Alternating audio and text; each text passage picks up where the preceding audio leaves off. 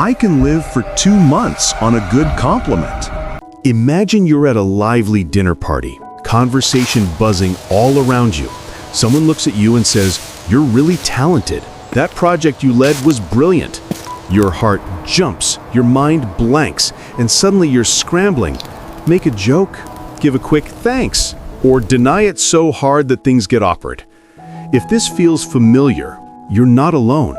Compliments can feel like receiving a beautiful gift while tripping over your own feet trying to accept it. But here's the truth. Learning to receive praise gracefully isn't just polite. It builds confidence, strengthens relationships, and can even unlock new opportunities in your life and career. In this video, you'll discover timeless strategies to stop the awkwardness and turn compliments into moments of empowerment.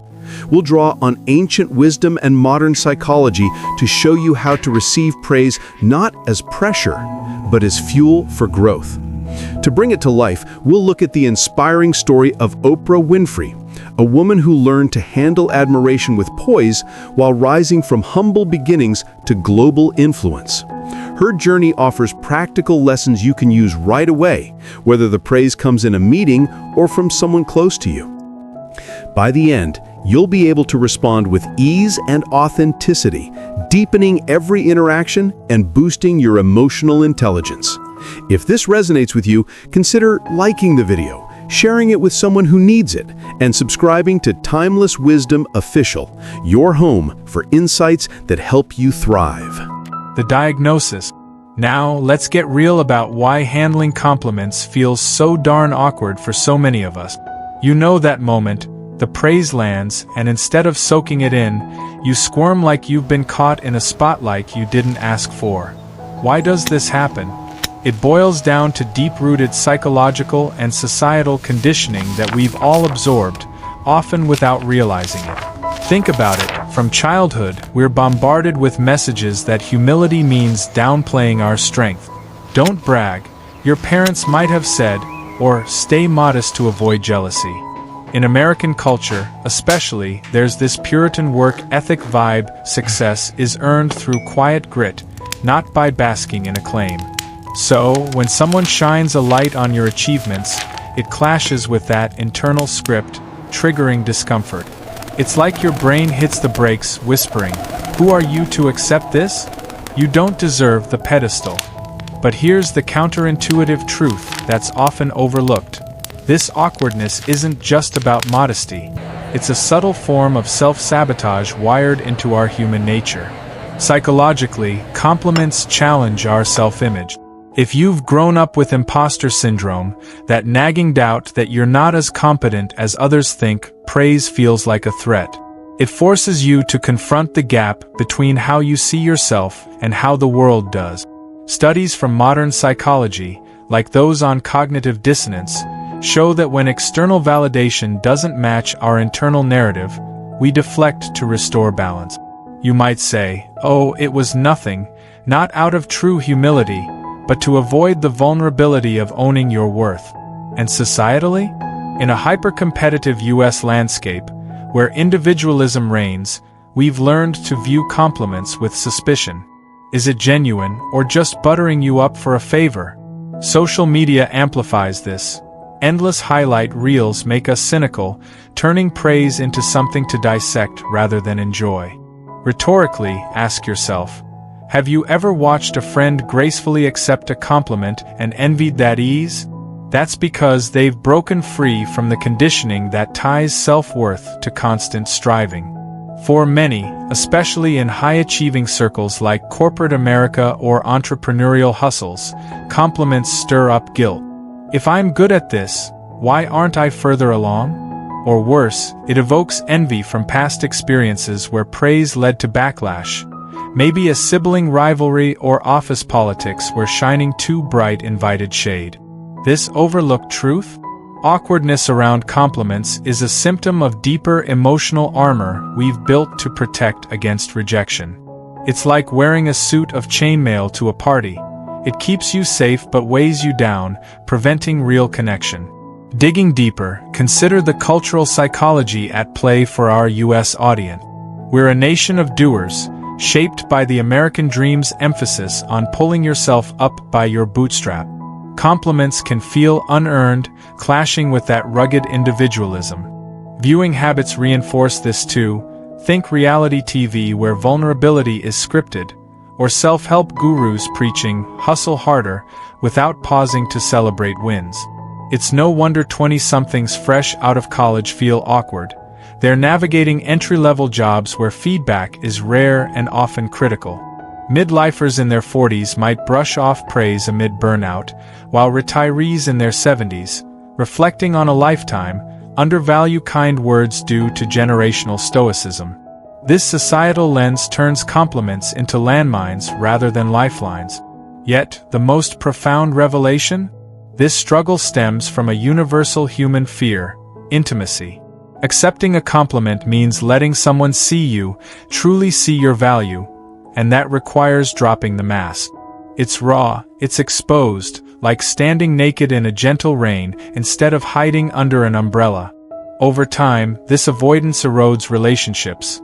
Friends stop offering praise if it's always deflected, leaving you isolated in your own echo chamber of doubt. The root cause isn't laziness or ingratitude. It's a conditioned response to protect the ego from perceived threats. But recognizing this is the first step to freedom, understanding that awkwardness isn't a flaw, but a signal to rewrite your inner dialogue. So, you see, it's not about the compliment itself. It's about the stories we tell ourselves when it arrives. The shift, the power of wisdom. Now, let's turn the corner, you and I, toward the light of true transformation. Imagine stepping out of that awkward shadow and into a space where compliments flow over you like a gentle river, nourishing your spirit without overwhelming it. The key? It's not in clever quips or forced smiles, but in embracing a profound shift rooted in self-acceptance, a wisdom that echoes through timeless philosophies like Buddhism's gentle art of non-attachment and modern psychology's call to authentic self-worth. But to make this real, to feel it in your bones, let's draw from the inspiring journey of Oprah Winfrey, a woman who rose from the depths of poverty and trauma to become a beacon for millions, mastering the grace of receiving praise along the way. Picture this. It's the mid-1980s, and Oprah is just launching her national talk show from humble Chicago root. Born into Mississippi poverty, abused as a child, she clawed her way up through sheer resilience, anchoring local news before daring to create something revolutionary. Yet, amid the whirlwind of sudden fame, compliments poured in like a torrent. You're changing lives, your authenticity shines, you're a force. At first, like so many of us, she might have deflected, her inner voice echoing doubts from a harsh upbringing. But Oprah chose a different path, one of deep introspection. She shared in interviews how she learned to pause, breathe, and truly receive those words, seeing them not as flattery but as mirrors reflecting her growth. One pivotal moment crystallized this for her. Early on, a woman from Michigan sent a letter that Oprah later called the greatest compliment she'd ever received. "Watching you be yourself every day makes me want to be more of myself. Can you feel the power in that?" Oprah didn't brush it off with a humble, "Oh, it's nothing." Instead, she embraced it fully, letting it affirm her purpose. In her Stanford commencement speech years later, she recounted another gem from a reporter who'd known her from the start. "You really haven't changed. You've just become more of yourself." These weren't just kind words to her. They were fuel, validating her journey toward self-actualization. Oprah often speaks of this as overflowing. Remember when she reframed "she's so full of herself" as a compliment? "I'm full, I'm overflowing," she'd say. "I have so much to offer." It's like a cup brimming with wisdom, spilling over to quench others' thirst without depleting her own. Through her story, you see the shift. Handling compliments gracefully means anchoring in your true self, free from ego's trap. Oprah's philosophy, blending Christian roots with Eastern insights, teaches non-attachment to praise. Accept it, but don't cling. It's about recognizing that compliments highlight the universal spark within you, that divine essence Buddhism calls your Buddha nature. In her rise, facing critics who called her too emotional or over the top, she didn't shrink. She expanded, using praise to build schools in Africa, empower women globally, and influence cultural shift. Rhetorically, ask yourself, what if you, like Oprah, viewed every compliment as a nudge toward becoming more of yourself? That awkwardness fades when you realize praise isn't about perfection. It's about connection, a shared human glow. This wisdom isn't abstract, it's lived. Oprah's grace turned potential pitfalls into profound bonds, inspiring legions to own their stories. You can do the same, starting with that inner nod of acceptance. Feel the warmth? That's the power awakening in you, ready to overflow. The action plan. Alright, you've felt the awkward sting, uncovered the hidden roots, and drawn inspiration from Oprah's graceful ascent. Now, let's roll up our sleeves and get practical, because wisdom without action is like a seed unplanted, full of potential but dormant. For you, the pragmatic American go-getter juggling deadlines, family, and that endless pursuit of betterment, I've crafted a straightforward 3-step protocol to handle compliments with grace. This isn't fluffy theory. It's a battle-tested framework blending psychological insights with timeless philosophy designed to fit into your busy life. You'll start internal, build daily muscle, and master it for the long haul. Imagine emerging from conversations not drained, but energized, your confidence a quiet flame that draws others in. Ready? Let's break it down. Step 1. The mindset shift, rewrite your inner script. This is where the magic begins, deep inside, transforming how you receive praise from a threat to a treasure. Picture your mind as a vast library, shelves lined with old books of self-doubt. I'm not worthy. It's just luck. Your first task? Pull those off the shelf and rewrite them. Start each day with a simple affirmation ritual, rooted in Buddhist mindfulness and Oprah's self-acceptance ethos. Sit quietly for 2 minutes. Yes, just 2, because I know your schedule is packed, and visualize a recent compliment. Feel it land like sunlight piercing clouds, warming your core. Whisper to yourself, I accept this as truth about my growth. Why this internal pivot? Because awkwardness thrives on resistance, grace flows from openness. Rhetorically, ask, what if every compliment was a mirror showing your evolving self, not a spotlight judging flaws? For the US audience, think of it like upgrading your mental software, pragmatic, efficient. In therapy circles, this echoes cognitive behavioral techniques. Challenge the deflection impulse by journaling 3 compliments weekly, noting why you deserve them. Maybe it's your grit in that promotion grind or your empathy in family talk. Over time, this shift quiets the inner critic, turning "oh, it was nothing" into a genuine "thank you." You'll notice the change subtly, a relaxed posture, a steady gaze, as praise aligns with your self-view. Commit to this for a week, and watch vulnerability become strength, like forging steel in fire. Step 2. The practical habit, respond with the grace formula. Now, let's move to action, embedding this in your daily rhythm so it becomes second nature. Introduce the grace formula. A 3-part response you can deploy in any setting, from coffee chats to Zoom meetings. First, acknowledge sincerely. Thank you, that means a lot. Feel the words vibrate in your chest, grounding you. Second, reflect briefly. Tie it back to shared value, like I'm glad my effort on that report helped the team. This isn't boasting. It's connecting, echoing Dale Carnegie's human relations wisdom without naming him. Third, reciprocate if it fits. You've been crushing it on your projects too. See? It's a dance, not a solo. Practice this habit daily. Role play in the mirror or with a trusted friend, imagining scenarios from boardrooms to barbecues. 4. Sensory punch.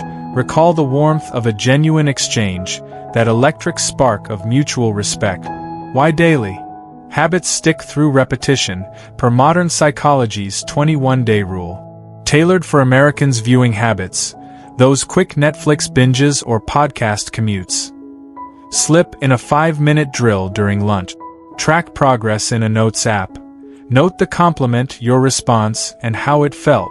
Soon, awkward pauses vanish, replaced by fluid conversations that build network. Imagine acing that networking event, your grace turning acquaintances into allies. This step's pragmatism shines. It's low effort, high impact, fitting your hustle without adding burden. Step 3. Long-term mastery. Cultivate the overflow mindset. Finally, sustain this grace as a lifelong art, evolving it into mastery that radiates outward. Inspired by Oprah's overflowing philosophy, view yourself as a vessel brimming with worth. Not empty, seeking validation, but full, sharing abundance. To master this, integrate weekly reflections. Sunday evenings, review interactions, celebrating graceful moments and tweaking slip. Pair it with a gratitude journal, listing compliments received and given, fostering a cycle of positivity. For longevity, weave in community. Join online forums or local groups of lifelong learners, sharing stories to reinforce the habit. Metaphorically, it's like tending a garden. Plant the shift, water with habits, and harvest mastery through consistent care. Address potential pitfalls pragmatically. If old awkwardness creeps back under stress, like during a career pivot, return to step 1's affirmations. For your 20 to 80 age span, adapt. Younger you might app-track, elders reflect via walk. The payoff? Deeper relationships, career boosts from confident networking, and inner peace that defies life's chaos.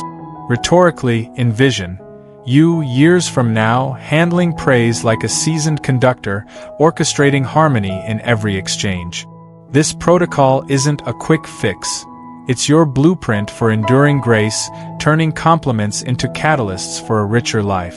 You've got this, step by step, you're rewriting your story.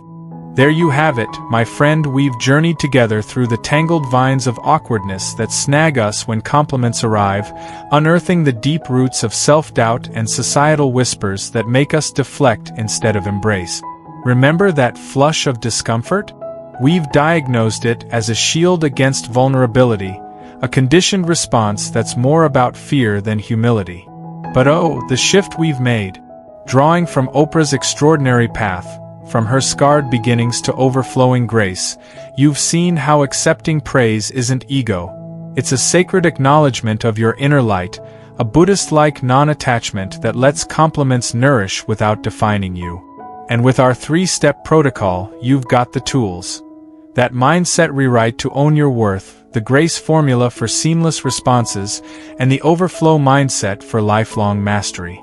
Imagine the ripple, stronger bonds in your career, warmer family ties, a soul that stands tall amid life's storms. You, yes you, the lifelong learner chasing growth from 20 to 80, hold this power now.